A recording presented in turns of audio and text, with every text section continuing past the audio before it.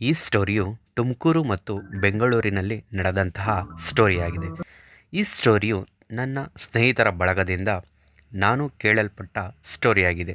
ಈ ಸ್ಟೋರಿಯನ್ನು ನಾನು ನಿಮಗೆ ಹೇಳುತ್ತಿದ್ದೇನೆ ಫ್ರೆಂಡ್ಸ್. ನಾನು ನಿಮ್ಮ ಸೇನಳ್ಳಿ ದಯಾನಂದ್. ಈ ಸ್ಟೋರಿಯನ್ನು ಕೇಳುವುದಕ್ಕಿಂತ ಮುಂಚೆ ಈ ಚಾನಲ್ನ ಸಬ್ಸ್ಕ್ರೈಬ್ ಆಗಿ ಹಾಗೂ ನಿಮ್ಮ ಫ್ರೆಂಡ್ಸ್ಗೆ ಶೇರ್ ಮಾಡೋದನ್ನು ಮರಿಬೇಡಿ ಫ್ರೆಂಡ್ಸ್. ನಾನು ನಿಮ್ಮ ಸೇನಳ್ಳಿ ದಯಾನಂದ್. ಇವನ ಹೆಸರು ಮಹೇಶ. ಇವರ ತಂದೆ ತಾಯಿ ರೈತರಾಗಿರುತ್ತಾರೆ. ಮಗ ಚೆನ್ನಾಗಿ ಓದಲಿ ಅಂತ ಬೆಂಗಳೂರಿನ ಪ್ರತಿಷ್ಠಿತ ಕಾಲೇಜಿಗೆ ಸೇರಿಸಿದ್ದಾರೆ ಫ್ರೆಂಡ್ಸ್.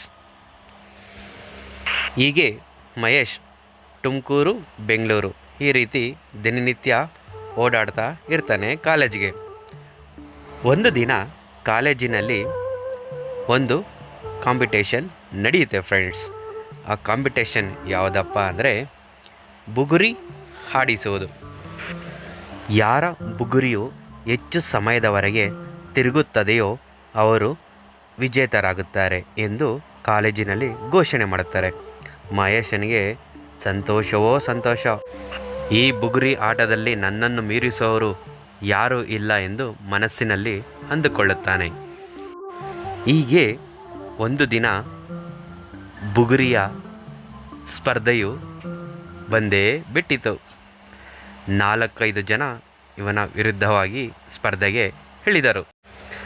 ಬುಗುರಿ ಸ್ಪರ್ಧೆಯು ಸ್ಟಾರ್ಟ್ ಆಯಿತು. ಎಲ್ಲರೂ ಬುಗುರಿಯನ್ನು ಆಡಿಸಲು ಮುಂದಾದರು. ಇವನ ಎದುರಾಳಿಗಳು ಸಹ ಬುಗುರಿಯನ್ನು ಆಡಿಸಲು ಮುಂದಾದರು. ಆದರೆ ಈ ಮಹೇಶನ ಮುಂದೆ ಅವರ ಬುಗುರಿಯು ಹೆಚ್ಚು ಸಮಯದವರೆಗೆ ತಿರುಗಲಿಲ್ಲ.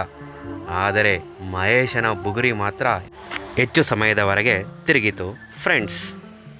ಈ ಬುಗುರಿ ಸ್ಪರ್ಧೆಯಲ್ಲಿ ಮಹೇಶ ವಿಜೇತನಾಗುತ್ತಾನೆ. ಹಾಗೇ ಇವನಿಗೆ ಗೆಳೆಯರ ಬಳಗ ಸಹ ಜಾಸ್ತಿ ಆಗುತ್ತೆ ಫ್ರೆಂಡ್ಸ್.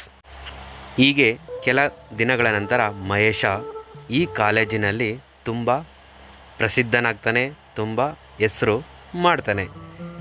ಹೀಗೆ ಅವನ ಹೆಸರು ಎಲ್ಲರ ಬಾಯಲ್ಲಿ ಕೇಳಲ್ಪಡುತ್ತೆ. ಹೀಗೆ ಒಂದು ದಿನ ಈ ಮಹೇಶನ ಕಣ್ಣಿಗೆ ಒಂದು ಹುಡುಗಿ ಬೀಳ್ತಾಳೆ. ಅವಳ ಹೆಸರು ಸುಷ್ಮಾ. ಒಂದು ದಿನ ಕಾಲೇಜಿನಲ್ಲಿ ಡ್ಯಾನ್ಸ್ ಪ್ರೋಗ್ರಾಮ್ ನಡೆಯುತ್ತೆ ಫ್ರೆಂಡ್ಸ್. ಆ ಡ್ಯಾನ್ಸ್ ಪ್ರೋಗ್ರಾಮ್ನಲ್ಲಿ ಈ ಮಹೇಶನ ಪಾರ್ಟ್ನರ್ ಆಗಿ ಸುಷ್ಮಾ ಆಕೆ ಆಗಿರ್ತಾಳೆ ಫ್ರೆಂಡ್ಸ್. ಮಹೇಶ ಕೂಡ ಈ ಹಿಂದೆ ಆ ಹುಡುಗಿನ ನೋಡಿರ್ತಾನೆ, ಆದರೆ ಆ ಹುಡುಗಿನ ಮಾತಾಡ್ಸಿರೋದಿಲ್ಲ. ಆದರೆ ಈ ಡ್ಯಾನ್ಸ್ ಕಾರ್ಯಕ್ರಮದಲ್ಲಿ ಮಹೇಶ ಆ ಹುಡುಗಿನ ಮಾತಾಡಿಸ್ತಾನೆ. ಏನು ನಿಮ್ಮ ಹೆಸರು? ನನ್ನ ಹೆಸರು ಸುಷ್ಮಿತಾ. ನಿಮ್ಮ ಹೆಸರು? ನನ್ನ ಹೆಸರು ಮಹೇಶ. ಹೀಗೆ ಇವರಿಬ್ಬರು ಕ್ಲೋಸ್ ಫ್ರೆಂಡ್ಸ್ ಆಗ್ತಾರೆ. ಹಾಗೆ ಡ್ಯಾನ್ಸ್ ಪ್ರಾಕ್ಟೀಸ್ ಕೂಡ ನಡೆಯುತ್ತೆ. ಹೀಗೆ ಪ್ರಾಕ್ಟೀಸ್ನಲ್ಲಿ ಮಹೇಶ್ ಸುಷ್ಮಿತನ ಲವ್ ಮಾಡೋಕ್ಕೆ ಸ್ಟಾರ್ಟ್ ಮಾಡ್ತಾನೆ. ಹೀಗೆ ಡ್ಯಾನ್ಸ್ ಪ್ರಾಕ್ಟೀಸ್ ಕೂಡ ಮುಗಿಯುತ್ತೆ. ಒಂದು ದಿನ ಕಾಲೇಜ್ ಫಂಕ್ಷನ್ ಕೂಡ ಸ್ಟಾರ್ಟ್ ಆಗುತ್ತೆ. ಇವರಿಬ್ಬರ ಜೋಡಿ ತುಂಬ ಚೆನ್ನಾಗಿರುತ್ತೆ. ತುಂಬ ಚೆನ್ನಾಗಿ ಡ್ಯಾನ್ಸ್ ಮೂಡಿ ಬರುತ್ತೆ. ಎಲ್ಲರೂ ನೋಡಿ, ಲೋ ಮಹೇಶ, ನಿಮ್ಮಿಬ್ಬರ ಜೋಡಿ ಚೆನ್ನಾಗಿದೆ ಕಣೋ ಎಂದು ಹುಡುಗರು ಇವನಿಗೆ ಉಬ್ಬ ಮಾಡುತ್ತಾರೆ. ಮಹೇಶ ಸುಷ್ಮಿತನ ಇನ್ನೂ ಹೆಚ್ಚು ಲವ್ ಮಾಡೋಕ್ಕೆ ಸ್ಟಾರ್ಟ್ ಮಾಡ್ತಾನೆ. ಹೀಗೆ ಒಂದು ದಿನ ಮಹೇಶ ಸುಷ್ಮಿತಾ ಹತ್ತಿರ ಬಂದು, ನಾನು ನಿಮ್ಮನ್ನು ಮಾತಾಡಿಸ್ಬೇಕು ಅಂತ ಹೇಳ್ತಾನೆ. ಏನು ಮಾತಾಡಬೇಕು ಎಂದು ಸುಷ್ಮಿತಾ ಹೇಳ್ತಾಳೆ. ಅದು ಸುಷ್ಮಿತಾ, ನಾನು ನಿಮ್ಮನ್ನು ಲವ್ ಮಾಡ್ತಾ ಇದ್ದೀನಿ ಅಂತ ಹೇಳ್ತಾನೆ.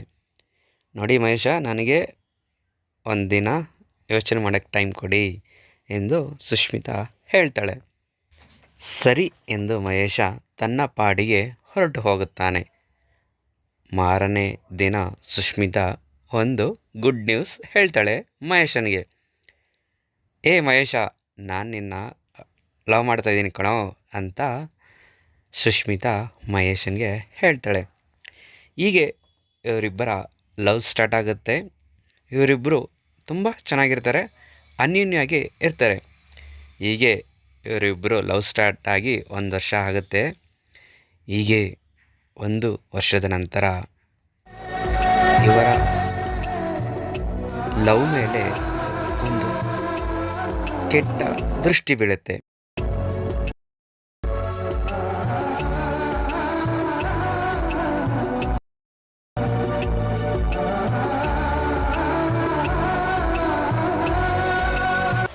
ಅದು ಯಾವುದಪ್ಪ ಕೆಟ್ಟ ದೃಷ್ಟಿ ಅಂತ ಕೇಳ್ತಾ ಇದ್ದೀರಾ? ಯಾವುದೂ ಅಲ್ಲ ಫ್ರೆಂಡ್ಸ್, ಸುಷ್ಮಿತಾ ಮನೆ ಹತ್ತಿರ ಒಂದು ಹುಡುಗ ಸುಷ್ಮಿತನ ಲವ್ ಮಾಡೋದಕ್ಕೆ ಸ್ಟಾರ್ಟ್ ಮಾಡಿರ್ತಾನೆ. ಹೇಗಾದರೂ ಮಾಡಿ ಸುಷ್ಮಿತನ ಇವತ್ತು ಮಾತಾಡಿಸ್ಬೇಕಂತ ಸುಷ್ಮಿತಾ ಹತ್ತಿರ ಬರ್ತಾನೆ.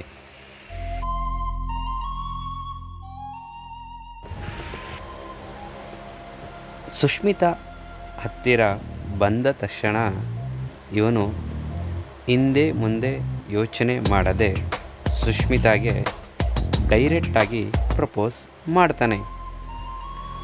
ಆಗ ಸುಷ್ಮಿತಾ, ಯಾರೋ ನೀನು ಡೈರೆಕ್ಟಾಗಿ ಬಂದು ಈ ಥರ ಹೇಳ್ತಾ ಇದೆಯಾ ಅಂತ ಜೋರಾಗಿ ಗದರಿಸ್ತಾಳೆ. ನೋಡಿ, ನನ್ನ ಹೆಸರು ನಿಮಗೆ ಗೊತ್ತಿಲ್ಲದೆ ಇರ್ಬೋದು, ಆದರೆ ನನಗೆ ನಿಮ್ಮ ಹೆಸರು ಗೊತ್ತು. ನಿಮ್ಮ ಹೆಸರು ಸುಷ್ಮಿತಾ ಅಲ್ವಾ ಅಂತ ಹೇಳ್ತಾನೆ. ಹೌದು, ನನ್ನ ಹೆಸರು ಹೇಗೆ ನಿನಗೆ ಗೊತ್ತಾಯಿತು? ನೋಡಿ ಸುಷ್ಮಿತಾ, ನಾನು ನಿಮ್ಮನ್ನು ತುಂಬ ಲವ್ ಮಾಡ್ತಾ ಇದ್ದೀನಿ, ನಿಮ್ಮ ಮನೆ ಎದುರುಗಡೆನೇ ಇರೋದು ನಾನು ಅಂತ ಸುಷ್ಮಿತಾಗೆ ಹೇಳ್ತಾನೆ. ನೋಡು, ನನಗೆ ಇದೆಲ್ಲ ಲವ್ ಎಲ್ಲ ಇಷ್ಟ ಇಲ್ಲ ಅಂತ ಸುಷ್ಮಿತಾ ಹೇಳ್ತಾಳೆ. ಅದಕ್ಕೆ ಈ ಹುಡುಗ ಹೇಳ್ತಾನೆ, ಸರಿ ನಾವಿಬ್ಬರು ಫ್ರೆಂಡ್ಸ್ ಆಗೋಣ ಅಂತ ಹೇಳ್ತಾನೆ. ಅದಕ್ಕೆ ಸುಷ್ಮಿತಾ, ನೋಡಿ ನೀವ್ಯಾರು ಅಂತ ನನಗೆ ಗೊತ್ತಿಲ್ಲ, ನನಗೆ ಈ ರೀತಿ ಡಿಸ್ಟರ್ಬ್ ಮಾಡಿ ಎಂದು ಜೋರಾಗಿ ಬೈದು ಅವನ್ನ ಕಳಿಸ್ತಾಳೆ. ಆದರೆ ಈ ಹುಡುಗ ಇವಳ ಮಾತಿಗೆ ತಲೆ ಕೆಡಿಸಿಕೊಳ್ಳದೆ ಇನ್ನೂ ಜಾಸ್ತಿ ಇವಳ ಹಿಂದೆ ಸುತ್ತರಿಯಲು ಸ್ಟಾರ್ಟ್ ಮಾಡ್ತಾನೆ.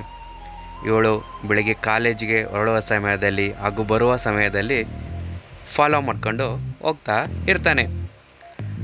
ಹಾಗೋ ಹೀಗೋ ಏನೋ ಮಾಡಿ ಇವಳ ಫ್ರೆಂಡ್ಶಿಪ್ಪನ್ನು ಮಾಡ್ಕೊತಾನೆ.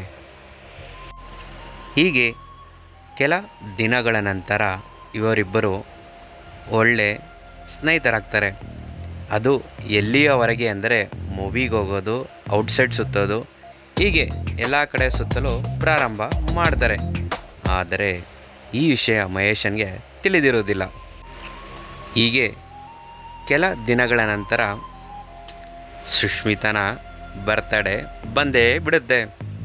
ಮಹೇಶನ್ಗೆ ಖುಷಿಯೋ ಖುಷಿ, ನಮ್ಮ ಹುಡುಗಿ ಬರ್ತಡೇ ಅಂತ ಖುಷಿ ಪಡ್ತಾ ಇರ್ತಾನೆ. ಸುಷ್ಮಿತಾಗೆ ಸರ್ಪ್ರೈಸ್ ಗಿಫ್ಟ್ ಕೊಡಬೇಕು ಅಂತ ಮೊಬೈಲ್ ಶಾಪ್ಗೆ ಕರ್ಕೊಂಡು ಬರ್ತಾನೆ. ಆದರೆ ಮೊಬೈಲ್ ಶಾಪ್ನಲ್ಲಿ ಒಂದು ವಿಚಿತ್ರ ಘಟನೆ ನಡೆಯುತ್ತೆ. ಅದು ಯಾವುದಪ್ಪ ಘಟನೆ ಅನ್ನೋದನ್ನು ಮುಂದಿನ ಸಂಚಿಕೆಯಲ್ಲಿ ತಿಳಿಯೋಣ ಫ್ರೆಂಡ್ಸ್. ಅದಕ್ಕಾಗಿ ನಿಮ್ಮ ಫ್ರೆಂಡ್ಸ್ಗೆ ಈ ವಿಡಿಯೋನ ಶೇರ್ ಮಾಡಿ ಹಾಗೂ ಸಬ್ಸ್ಕ್ರೈಬ್ ಆಗೋದನ್ನು ಮರಿಬೇಡಿ ಫ್ರೆಂಡ್ಸ್. ನಾನು ನಿಮ್ಮ ಸೇನಹಳ್ಳಿ ದಯಾನಂದ್.